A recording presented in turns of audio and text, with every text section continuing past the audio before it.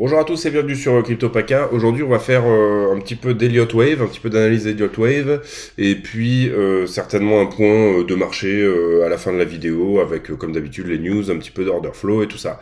Alors, Elliott Wave, on va balayer, je pense, oui, on va balayer même c'est sûr, 4 scénarios différents qui déterminent un petit peu des prix différents en fonction, vous allez voir, des mouvements de prix qui vont se poser à nous. Concrètement, on va partir, je pense, du plus ou moins du plus bullish vers le plus bearish, encore qu'ils ont tous plus ou moins les mêmes targets, mais pas du tout la même temporalité, le même timing. Donc, premier scénario, on va rentrer tout de suite dans le vif du sujet. C'est celui où tout simplement on aurait fini, donc là, cette grande une que vous voyez là ici, là, la bleue là, et qui est là. Ici, on aurait fini cette grande une ici, on aurait terminé, on aurait trouvé un bas de 2 déjà en juin, et correction qu'on aurait fait ici en ABC, en zigzag normal. Alors c'est une correction un petit peu plus complexe en fait, puisque bon en fait voilà, c'est une double correction, mais c'est pas grave. On passe là-dessus, on rentre pas dans le détail rapidement. Ici on aurait fait une impulsive avec une 5 tronquée pour dessiner le début d'une 3. Donc vous vous rappelez que ici, pour faire simple, ici on a la grande 1, ici on a bas de 2, et en fait là on part dans une 3 qui part beaucoup plus haut, et elle-même se dessine dans cette vague jaune que vous voyez là. Donc première 1 qui est composée de cette fameuse impulsive avec une 5 qui est tronquée, et puis depuis ça on aurait fait en fait cette espèce de zigzag là ici, qui correspond en fait à la 2 jaune de cette sous-vague de la 3 bleue. Donc là, on serait dans la 3 d'une 3. On serait même dans la 3 d'une 3 d'une 3. Donc théoriquement, on s'attend à un mouvement très impulsif. Vous voyez là, ici, ça c'est une 3. Voilà, ici, ça c'est une 3, et ça c'est une 3. Donc 3 d'une 3 d'une 3, théoriquement on s'attend à quelque chose de très impulsif et de très puissant vers le haut. Vous dire quel scénario est plus probable que de se réaliser qu'un autre, pour le moment c'est un petit peu tôt, il faut vraiment voir ce que les structures... Enfin, on va pouvoir invalider des scénarios, mais pas nécessairement réellement tout de suite vous dire quel scénario est devant les autres. Je vous rappelle, et ça je le dis beaucoup moi sur la chaîne, que Elliott est un système de prise de profit et de localisation, mais pas du tout un système de prédiction du prix. La personne qui vous donnera un seul scénario Elliott ne vous donnera qu'une partie de la réponse et une partie de ce qu'il est possible de faire avec Elliott, et c'est plus ou moins un charlatan, voilà. Donc on continue avec la deuxième option. Deuxième option où en fait vous vous rappelez que tout à l'heure on avait un bas de 2 qui était ici, et bien là on le placerait là, et en fait on aurait un scénario où ici on est dans ce qu'on appelle une running flat, donc cette structure là comme ça là, voilà, et donc le bas de 2 il serait plutôt ici en fait. Donc tout à fait possible aussi. Bon, à partir de là on peut regarder, normalement théoriquement une flat se fait en 3, 3, 5, donc on peut potentiellement voir la même ABC qu'on avait vu tout à l'heure ici, une autre vague de 3 en ABC aussi, et puis ici on peut voir 1, 2, 3, 4, 5, ici 5 vagues pour redescendre sur ce bas de 2. Les objectifs théoriques d'une running flat, théoriquement en Fibonacci d'extension, et ben c'est à peu près 61,8 ou 100%. Ici, on a dépassé les 61,8, on est à 78,6, donc les objectifs sont tout à fait corrects pour éventuellement taper une running flat à partir de là. Quels sont les objectifs ici à la hausse pour une 3? Alors, je vous rappelle, ça c'est vraiment la partie la plus simple en Elliott. Donc ici, voilà, tac. Quand vous savez que vous avez plus ou moins une 2, vous mettez juste un Fibonacci d'extension, et enfin de retracement selon la tendance, et puis ici vous calculez le niveau des 161,8 qui serait théoriquement un objectif tout à fait commun pour une 3.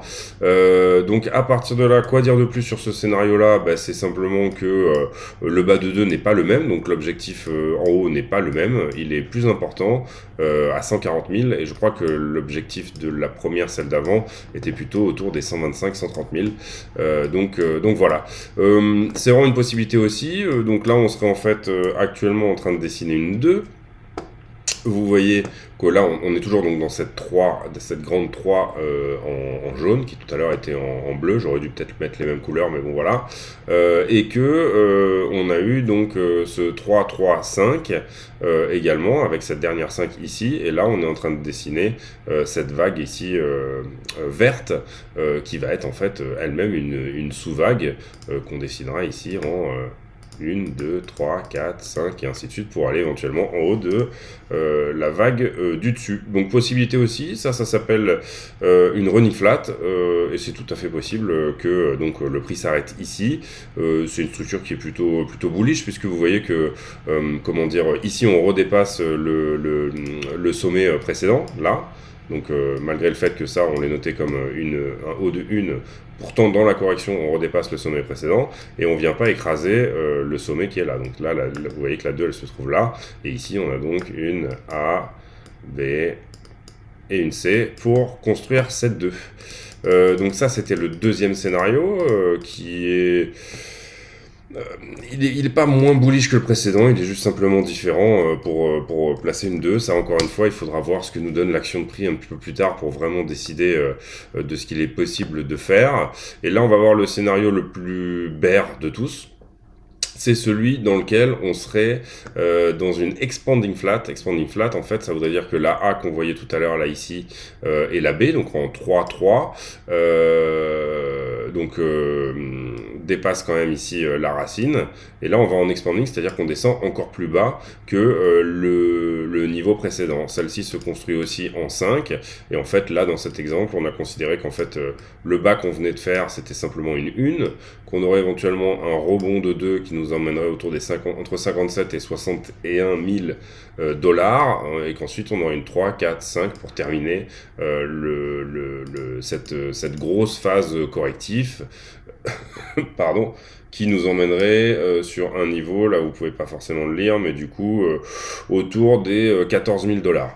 Alors ça c'est très peu probable au sens où on sait qu'aujourd'hui, en termes de, comment dire, d'order flow et de le MVRV, je vous montrerai peut-être ça tout à l'heure, mais c'est en gros le prix en dessous duquel Bitcoin ne pourrait plus descendre aujourd'hui en fonction des gens qui le hold à long terme, etc. Et on va dire de la proportion rationnelle de personnes qui vendraient à perte.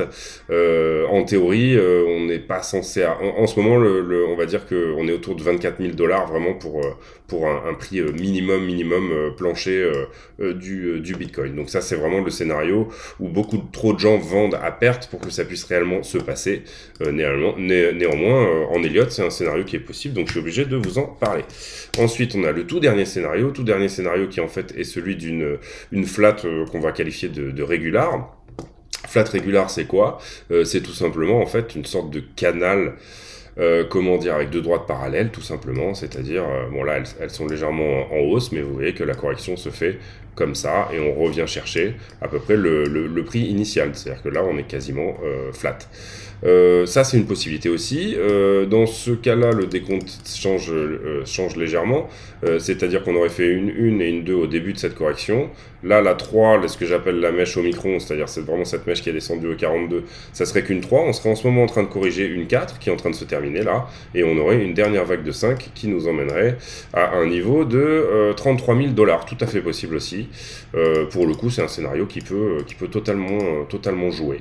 Le problème là, en l'occurrence, bon, c'est que par rapport aux autres scénarios, on n'a pas vraiment de rebond qui nous permet d'évaluer et de ressortir par rapport au scénario que je vous ai présenté avant. Donc du coup, difficile de... Enfin voilà, en gros, on est obligé par exemple, si là vous êtes, je vais dire un chiffre au hasard, mais à 30% en dollars, et 70% en crypto, vous allez avoir tout intérêt à attendre que cette correction se passe et puis holder vos cryptos jusqu'à ce que la reprise se fasse. Voilà, vous ne pourrez pas dynamiser votre portefeuille plus que ça. Toujours rappelez-vous, une flat régulière, elle a un objectif d'à peu près 100% de la baisse précédente. Donc si je prends mon Fibo d'extension, hop, et je calcule ici le niveau des 100%, d'accord? Là, il est peut-être pas forcément bien posé, mon Fibo, mais en gros, voilà. Donc voilà, ça c'est une possibilité aussi. qui a pas mal de chances de se produire. Bon, néanmoins, ça voudrait dire que, comment dire, au niveau order flow, il faut vraiment encore faire un gros nettoyage de manière à pouvoir repartir plus haut. Est-ce que les 40 tiendraient dans ce cas-là? Moi, je leur donne quand même pas mal de crédit. On voit déjà que les 46 tiennent vraiment bien. Donc, on va dire qu'ici, cette ligne où on voit qu'on a quand même ici, comment dire, marqué un premier top sous forme de résistance, ici encore une fois résistance, ici encore une fois résistance, ici elle agit comme un support, ici, bon, la mèche n'est pas parfaite, mais ouais, elle a quand même plus ou moins agi comme un support, donc voilà, c'est quand même un niveau qui sera difficile à percer, je pense. Voilà, c'était les 4 différents scénarios qu'on peut voir en Elliott. Alors il y en a peut-être d'autres, mais en tout cas, c'est les 4 les plus flagrants. Comme vous voyez, vraiment, en fait, la grosse, on va dire que la grosse donnée tactique le gros questionnement qu'on a, en fait, c'est où est-ce qu'on positionne la 2. Soit vous positionnez la 2 ici, soit vous positionnez la 2 ici, soit vous positionnez la 2 ici, soit elle est encore plus bas. Mais en gros, la question c'est quand est-ce qu'on aura terminé cette correction de 2? Est-ce que c'est déjà le cas? Est-ce que c'est pas le cas? Vous voyez que c'est principalement la seule question qu'on peut se poser en Elliott aujourd'hui. Voilà, on va faire une analyse de prix entre guillemets un peu plus normale. Bon, pour ça, je vais peut-être prendre ça, voilà, ça va être plus rapide. Hop. Donc voilà, alors sur analyse de prix du Bitcoin, bon là je suis en 5 minutes, on va peut-être se mettre en 4 heures, on va peut-être initialiser un petit peu, voilà. Donc l'idée, je vous avais expliqué que pour moi on est dans un triangle descendant. Triangle descendant qui vient d'atteindre son point de maturité là. Donc du coup, vraisemblablement un mouvement pour soit casser ce triangle à la hausse, soit le casser à la baisse. J'ai fait une vidéo dédiée sur cette figure, hein, donc c'est-à-dire soit faire ça, soit faire ça. Et pour aller revisiter soit le bas du range, soit le haut du range. Qu'est-ce que nous dit à ce moment-là, comment dire, tout ce qui est... Donc cette figure, elle va casser bientôt, ou alors elle a aussi 5% de chance de continuer de latéraliser, de rien faire du tout. Néanmoins, elle a quand même plus de chances de casser à la baisse que de casser à la hausse, puisque pour partir en haut, on est à 41% de chance, et pour partir en bas, 54% de chance. Comme je vous avais dit, moi je trouve que les 46 ici se défendent très très bien pour l'instant. Bon, à force de les marteler, peut-être que c'est un support, ouais, qui va casser, on n'en sait rien. Hein. Je pense qu'on aura des réponses d'ici demain ou après-demain par rapport à la maturité de cette figure et l'endroit où elle est censée casser. Néanmoins, j'ai l'impression quand même que les 46 affichent pas mal de vigueur, donc peut-être dans un premier temps on irait plutôt sur le haut du range. En tout cas, c'est ce que je vois moi en termes d'order flow et en termes de possibilités tout de suite sur ce qui peut se passer. Vous avez vu que c'est une figure qui est plutôt bearish mais relativement neutre dans les statistiques. On n'est pas non plus sur du 90-10 en termes de stats. Après, quel est l'objectif de cette figure? C'est le haut du biseau ou alors le bas du biseau reporté à l'inverse. Voilà, soit en gros autour des 41, soit autour des 52. Donc on resterait dans ce range qu'on avait prévu depuis le départ, enfin depuis que cette mèche là a eu lieu, on resterait dans ce range que grosso modo on avait identifié entre 42 et 53 pour le moment. En tout cas pour les fêtes et jusqu'à la fin, à mon avis, une petite partie de janvier, on resterait un petit peu dans ce range là. Qu'est-ce que ça nous dit au niveau des news, etc. et de l'order flow? On va essayer de faire rapidement là-dessus. Au niveau des news, on va dire que le business ralentit un petit peu à cause de Omicron. Voilà, nouveaux variants, etc. Alors ça, c'est assez rigolo. Les banques centrales qui auraient peur qu'Omicron soutiennent l'inflation. Alors laisse-moi rigoler, c'est peut-être l'impression monétaire, non, qui soutient l'inflation, c'est peut-être pas Omicron directement. Donc ça, c'est assez marrant, le moment où les mecs se dédouanent et qui disent ah bah vous voyez, c'est pas notre faute, etc. Légère reprise du Covid aux États-Unis. Tout ça, on va passer. Alcohol Season Index sur 43. L'order book. Hop. En attendant, on va aller rafraîchir les liquidations. Et on va regarder un petit peu les options. Les options, toujours au 31 décembre, 110 000 bitcoins qui expirent, avec un intérêt de 8500 bitcoins pour être à 100 000 dollars et un prix de douleur maximum, donc celui où les vendeurs d'options sont contents parce que la plupart des options ne sont pas réalisées, la plupart des prix ne sont pas réalisés, donc c'est le prix de douleur maximum autour des 48 000 dollars pour le 31 décembre, je le rappelle. Au niveau... alors on va commencer par le carnet d'ordre. Au niveau du carnet d'ordre, bah, ça rame. C'est pas grave, on va regarder les liquidations. Liquidation, on a un delta qui est plutôt short de 4,40 4,40 à liquider au-dessus. On voit quand même qu'on a un sacré nuage en dessous, donc ça serait étonnant qu'à un moment donné on n'aille pas nettoyer tous ces leviers-là et les liquider. Donc jusqu'à 44, on a quand même du monde à sortir. Mais pour le moment, on a plus de monde au-dessus de la tête qu'en dessous. Vous avez vu qu'on a fait ici un joli short squeeze. C'était aujourd'hui une jolie mèche qui est venue taper quasiment au milieu de cette espèce de nuage très dense là qu'on a à cet endroit-là. Ça me paraît très étonnant quand même qu'on refasse pas une jolie mèche également pour aller chasser sous tous les stops là. Au moins prendre au moins taper un coup au 45. Après, bon, ça fait un moment qu'on l'attend, hein, et effectivement, on a quand même toujours ce support des 46 qui tient pas mal. 45 500, 46. Peut-être que ce soir, on va aller y faire un tour, c'est possible. Ensuite, j'étais donc sur Trading Light qui rame encore.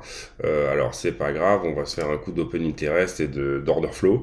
Order Flow, qu'est-ce qu'on peut voir? On peut voir que ici le funding est quand même plutôt positif. Donc les gens qui rentrent, les nouveaux rentrants, sont plutôt des gens qui rentrent en longue sur ce mouvement-là, là, ce dernier mouvement qui a eu lieu aujourd'hui. Alors on va peut-être zoomer un petit peu. Voilà. Tac. On a plutôt des gens qui rentrent en longue ici et vous voyez un gros gap là, donc ça a ouvert beaucoup de contrats d'un coup. Liquidation, rien de spécial, et au niveau des spreads, on est dans le négatif. Donc qu'est-ce qu'on peut dire là-dessus? On peut dire que la leçon a pas vraiment été prise. Après, on est à 7,23 milliards sur ce contrat-là en particulier, sachant qu'avant le gros dip, cette grosse mèche là qu'on a fait, on était plutôt à 9 milliards. Donc on a nettoyé que 1 milliard. Malgré une baisse constante du prix, l'open interest continue d'augmenter et les gens sont plutôt positionnés, on l'a vu, plutôt positionnés en short, mais sur des mouvements comme celui-là, là, où dès qu'il y a une hausse de prix, dès qu'il y a comme cette mèche qu'on a eu là, on a quand même beaucoup de longues qui rentrent avec des nouveaux contrats qui s'ouvrent. Donc on n'a peut-être pas tout à fait nettoyé l'optimisme jusqu'au point où il faudrait pour repartir proprement. En tout cas, voilà, donc on va encore se balader de liquidation en liquidation, c'est-à-dire on va faire short squeeze, long squeeze, short squeeze, long squeeze, voilà, avec toujours cette espèce de niveau quand même des 46 000, 45 500, entre 45 500 et 46 500 qui est quand même très bien défendu.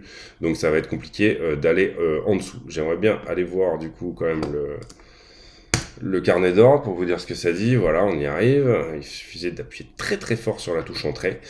Et donc, qu'est-ce qu'on a ici sous le prix? On a un niveau qui est en train d'être mangé là tout doucement au niveau des 46 600. Là, le prix à 46 800. Donc voilà, on vient d'aller mêcher dedans. Là, vous voyez, on vient de repartir, de refaire deux petites mèches à la hausse. Donc là, on a un premier niveau de défense, ou en tout cas c'est soit des gens qui veulent vendre, soit des gens qui veulent défendre le prix. Et puis ensuite on aura un deuxième rempart autour des 46. Et là on a un bon petit mur quand même, ça commence un petit peu il commence à y avoir du monde pour vendre ou défendre, acheter ou défendre le niveau des 45. Voilà, peut-être que dans l'immédiat, pour là cette fin de week-end, enfin ce début de semaine même, aller faire un tout petit tour en bas, moi je dirais, et puis ensuite repartir pour aller cueillir les gens qui seront rentrés entre temps. C'est-à-dire qu'une baisse là maintenant va faire rentrer beaucoup de shorters, encore que le sentiment est peut-être même pas forcément tant que ça là-dedans, parce qu'on voit que, ah si, c'est des leviers 50 ça, ouais, c'est des leviers x 50. Alors qu'ici, on est surtout sur des fois 25. Oui, si, donc oui, il y a quand même des gros leviers qui rentrent, mais c'est pas des positions, c'est pas des grosses positions. D'ailleurs, on le voit là, juste avant ce dip là. Enfin, ce dip, non, cette mèche vers le haut. On a liquidé en fait sur cette mèche. 4,71 on a liquidé quand même 2 milliards, enfin on a fermé des positions à hauteur de 2 milliards, donc c'est quand même pas mal. Surtout que ça a été très rapide et très, je crois que la mèche s'est faite en vraiment 5-10 minutes, donc ça a été très très rapide. Donc voilà, et puis ensuite c'est revenu shorté à hauteur de, bon ça c'est ouais, à peu près 2 milliards, encore 2 milliards de plus. Donc on est revenu en fait au niveau qui était au niveau précédent. Moi, dans l'absolu, moi je suis en long, hein, là, donc j'ai ouvert un long il y a déjà un petit moment, je sais plus par où je suis rentré, mais je suis rentré, je pense par ici, ou quelque chose comme ça, ou par là. Donc je suis rentré en long en levier x2, donc pour l'instant rien d'affolant, juste que cette position elle est un petit peu longue, donc elle prend du temps. Néanmoins, c'est pas exclu que on fasse une petite chasse au stop jusqu'au 44, je dirais, dans un premier temps. Bon là il est 22h53, donc ça y est, les marchés ont ouvert en Australie. Donc peut-être qu'avant minuit, un petit dip et puis on repart. Voilà, minuit c'est Tokyo qui ouvre. Ouais, bon. Ou peut-être pas, peut-être qu'on va tout simplement juste laisser le prix faire et puis se balader, que les market makers sont en vacances de Noël eux aussi, pourquoi pas. Néanmoins, pour des robots, ça m'étonnerait. Mais bon, voilà. Voilà, écoutez, je pense que j'ai un petit peu fait le tour. Donc pour moi, peut-être un tout petit dip, pas forcément énorme. Petit dip, et ensuite on reviendrait chercher un petit peu de liquidité au-dessus. Voilà, pourquoi pas. Bon, les niveaux de liquidation nous disent que ça rentre quand même pas mal en short là, donc on pourrait aussi s'orienter tout de suite à la hausse, mais je dirais pas que le prix va tout de suite monter si on s'oriente à la hausse et qu'on initie un short squeeze, tout de suite remonter sur le haut du range au 52 comme ça dans l'immédiat. Je pense que du coup on va essayer, si jamais on fait ça, si jamais le prix remonte là, on va essayer d'y aller doucement, de manière à faire rentrer un maximum de gens en longue, en levier x25, x50, donc y aller plutôt doucement, leur laisser le temps de rentrer, de redevenir optimiste, etc. Et puis ensuite refaire une bonne petite mèche qui nettoie tout ça et qui enfin évite que tout le monde soit un peu trop optimiste sur ces hausses de prix comme on peut avoir beaucoup en ce moment. Voilà, écoutez, c'est tout pour moi. J'espère que cette petite vidéo vous a plu. Voilà, il y avait un petit peu d'Elliott Wave et puis il y avait un petit peu d'order flow, un petit peu de tout ce qu'on aime bien faire sur cette chaîne pour prévoir les mouvements de prix. N'hésitez pas à vous abonner, mettre un pouce bleu, mettre un like, éventuellement un petit commentaire parce que ça fait plaisir. Voilà, je vous souhaite une bonne soirée à tous et à très bientôt. Salut!